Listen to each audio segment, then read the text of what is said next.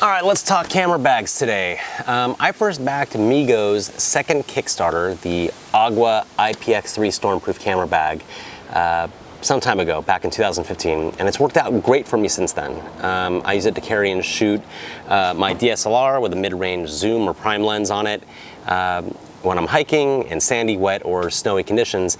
And I last used it when I last used it when taking a casual hike with my two boys in Yosemite along the Mist Trail. And that trail is known for being really, really wet and having lots of mist from the waterfall that cascades down there. And I never did a review for the bag, but I had such a good experience with it that when Miggo told me about their plans for a new product release, namely these two bags and one other, I was really excited and eager to take a look and even do a review for it.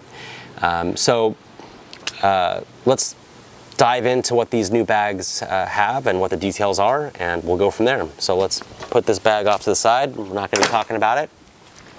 Okay, so Miggo's latest product release is the Aqua X Stormproof bags, and they're being launched as part of their fourth crowd-funded campaign.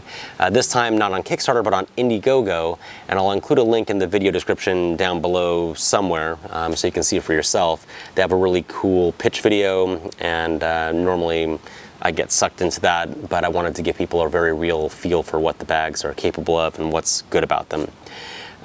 So the nitty-gritty is that they have three bags actually that they're coming out with. One is the Versa Backpack 90, which is going now on their crowd-funded campaign for $169 and will retail for $219. The Aqua Sling Bag 60, which is going to be $139 online now and $179 retail, and then the other is a drone bag that's going to be about $129 and then $179 in the stores.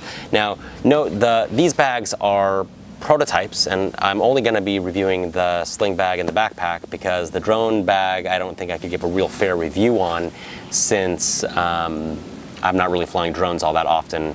And the drone that I do have is really dated, so I don't think I'd be able to do it justice to really talk about all the details for that audience.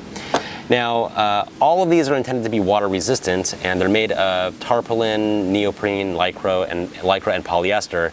And being in the US, the term waterproof has a very strict definition.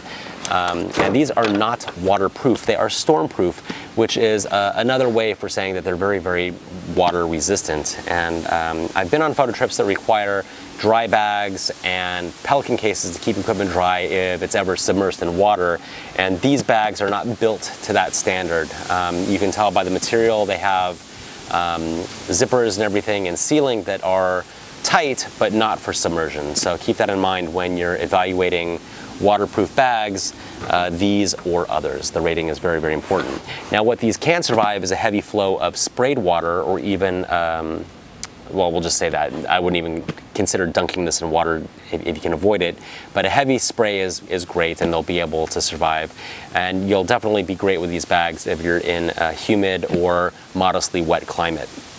Now, the folks at Miggo have let me know that the bags meet the IPX3 rainproof standard, and that's very key. It's in their branding, it's in the naming of the products, and technically speaking, that translates to protection against spraying water. Specifically water spraying at a particular flow, and that is, bear with me, 60 degrees from vertical at 10 liters per minute at a pressure of 80 to 100 kilonewtons per meter squared for 5 minutes. So that's what the IPX3 rating means. What that means probably to the average Joe like you or me is that you're going to be pretty good keeping your gear dry in a pretty heavy downpour of water. Now, one thing to emphasize is that I am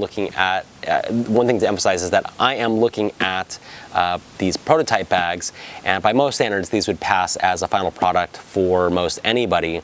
But the folks at Miggo have a few more refinements that they want to put in place before this goes into final production and at the close of their crowdfunding campaign.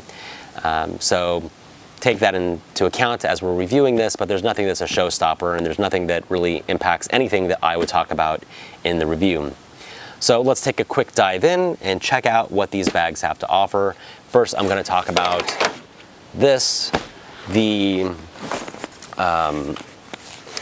backpack, and Oh, I should also say, before I dive into this, the company, how do they stand behind their product? Well, Miggo has a 2-year warranty for all their bags, and you can get an optional 3-year extension when you register your bags on their website. So I'd say that's a pretty good deal. 2 years is great. 5 years is really fantastic.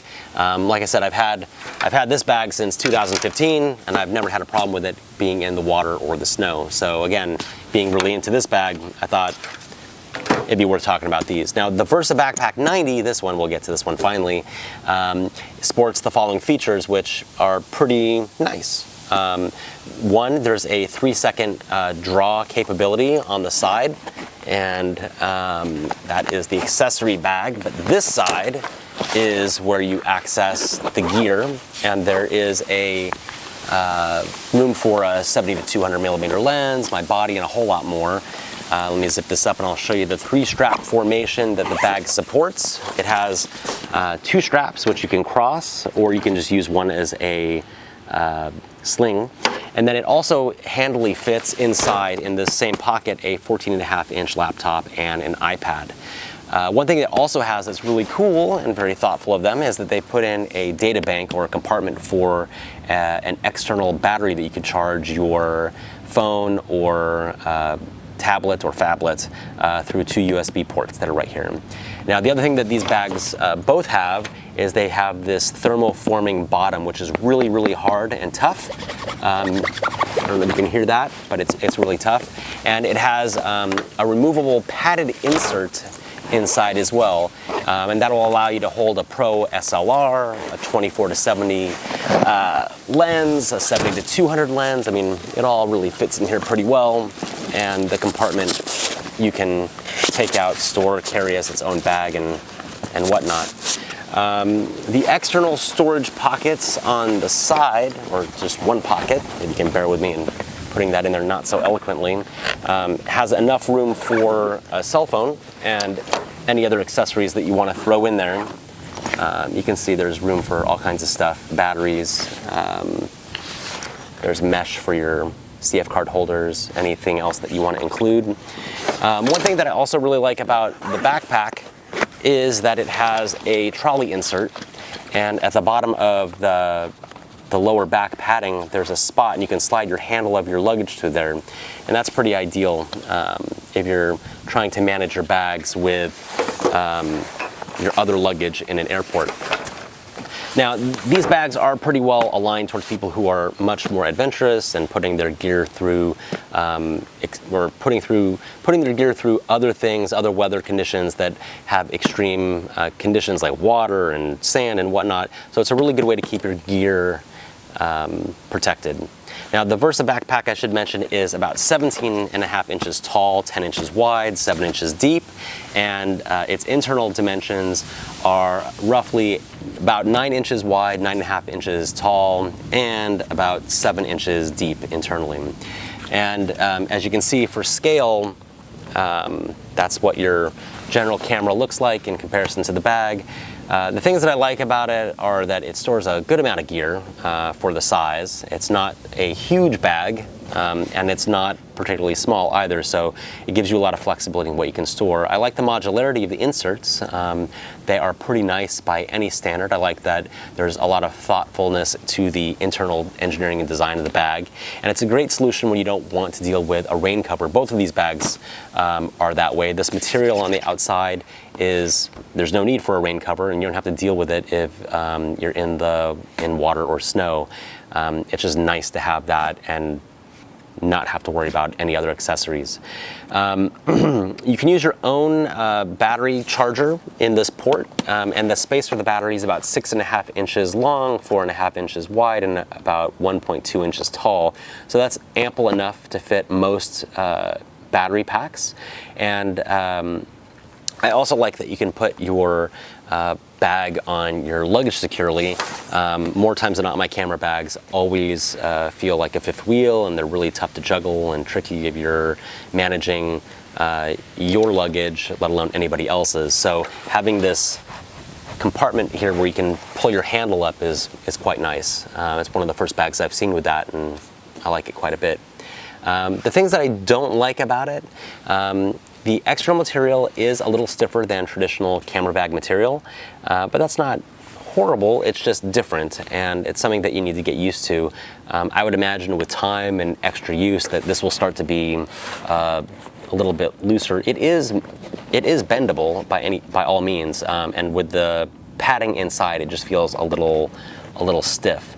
But it's squeezable and whatnot. It's just a little different in feel. The shoulder straps can be a little bit more padded.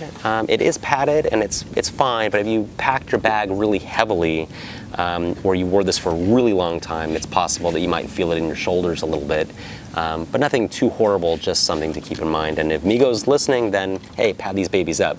I do wish it had an external pocket or strap for like a tripod. This particular bag does not have that, but you'll see the other bag does. So that's a little bit of mystery why they didn't include that on here.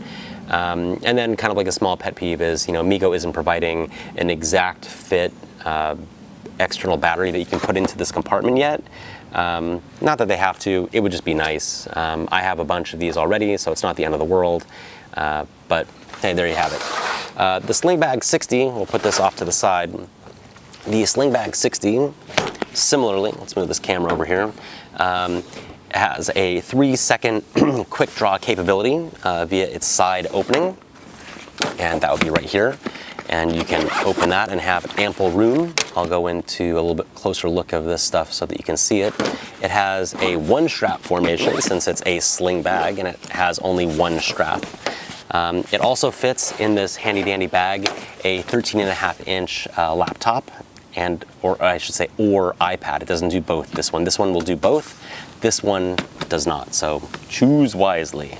The dual port charging thing is very similar to the other bag and works out great. I like that it has like it's rubbery, and so it pops on and off pretty easily, but you just have to make sure that you have it nice and tight. The rigid thermoforming bottom, just like the other bag, and my original as well, is there and holds up very, very well. It holds a Pro Dslr, a 24-70 2.8 attached, 70 to 200 millimeter lens, and a flash. By and large, they say it holds 2 extra lenses total with your body. So there's still ample room in here. And actually, surprisingly, this has quite a bit of room that you might not imagine that a sling bag would have. The external storage pocket is here on the front instead of the side like the other bag, and this is just more of an open pocket where you can put your cell phone. It doesn't really have a whole lot of other accessories in there. You just slide stuff in there.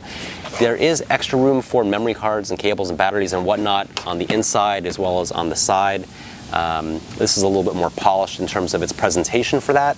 And this one does have a tripod connector, unlike the other bag. I'm not sure why they excluded it on here. I think everybody should use a tripod, but that's just me. And then it also has the luggage or trolley holder, which is down below on the waist padding on this one.